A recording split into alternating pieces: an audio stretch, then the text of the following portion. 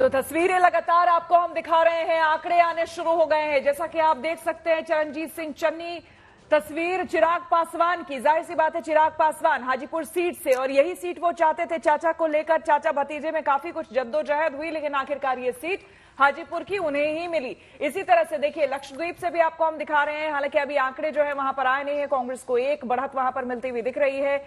543 सीटें, जिसमें कि 459 सीटों पर जो रुझान है वो सामने आ चुके हैं। 259 सीट जो है एनडीए के खाते में जाती हुई दिख रही है। 182 सीट इंडिया गठबंधन के खाते में, बाकी 18 सीट जो है वो अन्य के खाते में जाती हुई दिख रही है। तो आपको बता दें, मुकाबला कड़ा बताया जा रहा था। कई इलाकों में, कई सीट्स पर बताया जा रहा है कि मुकाबला जो है वो कड़ा है। जैसे कि चंडीगढ़ सीट की अगर हम बात करें तो वहां हालांकि बीजेपी जो है वो आश्वस्त है अपनी जीत को लेकर। टंडन साहब वहां से हैं, और साथ ही साथ मनीष तिवारी उनके सामने हैं, जबकि मनीष तिवारी अपना दावा ठोक रहे हैं कि भाई जीतेंगे तो वही जीतेंगे। मुकाबला कड़ा वहां पर बताया जा रहा था, लेकिन अब क्या आंकड़े निकलकर सामने आते हैं, नतीजों में क्या परिवर्तित होते हैं, ये देखने वाली बात होगी। क्योंकि इंडिया टुडे, एक्सेस माई इंडिया का जो सर्वे हमने आपको दिखाया था, एग्जिट पोल हमने आपको दिखाया था, उसमें 400 प्लस दिखाया गया था एनडीए को। और साथ ही साथ आपको बता दें कि इंडिया गठबंधन, हालांकि उसके बाद इंडिया गठबंधन जो है उनके तमाम नेता बाहर आए। उनका यह कहना था कि आज का दिन यानी कि 4 तारीख नतीजों का जो दिन रहने वाला है, एकदम से एग्जिट पोल के जो आंकड़े हैं वो उलट जाएंगे, वो पलट जाएंगे। लेकिन अभी तक जो तस्वीर सामने आई है उसमें आप देख सकते हैं, आंकड़े आपके सामने हैं। 461 सीटों पर रुझान सामने आ चुके हैं।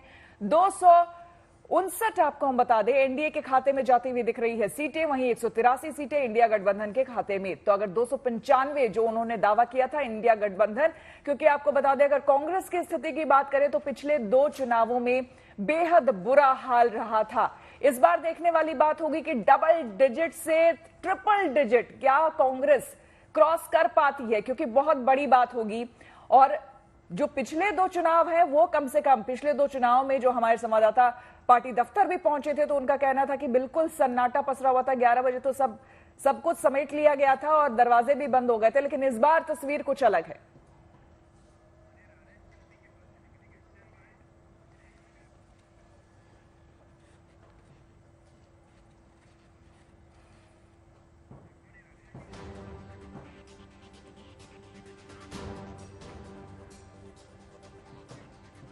तो हर एक तस्वीर सुबह सुबह की हम आपको दिखा रहे हैं। और देखिए, जितने भी उम्मीदवार हैं वो अपने अपने सुबह सुबह मंदिरों में पहुंच गए थे। गुंजन आप सुबह से दिखाई रही है कि किस तरह से पूजा पाठ चल रही है, क्योंकि अब जो है वो भगवान ही जो आशीर्वाद देंगे, और अल्टीमेटली आशीर्वाद का ही सहारा है, क्योंकि कर्म कर लिया गया है। और अब जो है काउंटिंग भी शुरू हो चुकी है शिल्पी के पास, सीधे जहां पर शिल्पी मौजूद है। देखिए, गढ़ है ये जगह। कहते हैं उत्तर प्रदेश की अगर चाबी आपको मिल गई है, वहां पर अगर आपको जीत मिल गई है तो सत्ता की चाबी भी आपको मिलते देर नहीं लगेगी।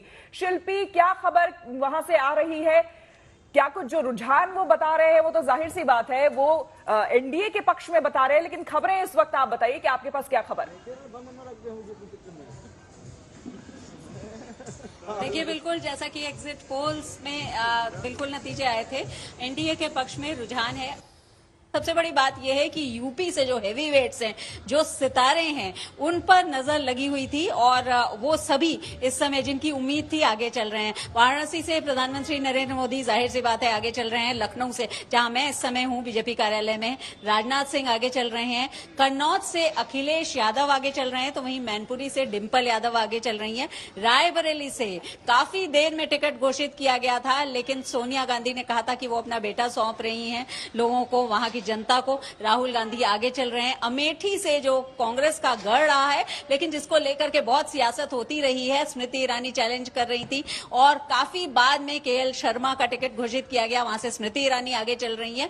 तो ये कहा जा सकता है कि बहुत ही रोचक ये मुकाबला है। हालांकि जिस तरह से उत्तर प्रदेश की अगर बात की जाए तो थोड़ा सा कल से लेकर के वार पलटवार जो हो रहा है, ईवीएम्स को लेकर के, ईवीएम की जो घेरेबंदी विपक्ष ने की है उसको लेकर के थोड़ा सा तनाव था। और इस बात को लेकर के प्रशासन ने, पुलिस ने पूरी तैयारी भी की है, क्योंकि समाजवादी पार्टी और कांग्रेस ने अपने कार्यकर्ताओं को सीधे तौर पर यह कहा था कि वो मतगणना स्थलों तक पहुंच करके ईवीएम की रखवाली करें या देखें, उसको मॉनिटर करें, और उसके बाद जीत का प्रमाण पत्र जब उनके कैंडिडेट्स को मिलेगा तब वहां से जाएं। पुलिस और प्रशासन इसके लिए बिल्कुल तैयार है। ड्रोन से निगरानी की जा रही है, और इसके अलावा सीसीटीवी कैमरे की निगरानी में पूरी काउंटिंग हो रही है। देखिए दोनों ही पार्टियों ने कह दिया था अपने अपने कार्यकर्ताओं को कि स्ट्रांग रूम के अंदर तो मुश्किल है, तस्वीरें वहां से सामने आई, लेकिन जहां काउंटिंग चल रही है भाई बाहर आप मुस्तैद रहे, तैनात रहे। तो क्या दोनों ही पार्टियों के कार्यकर्ता वहां पर मौजूद हैं? क्या ऐसा कुछ देखने को मिल रहा है?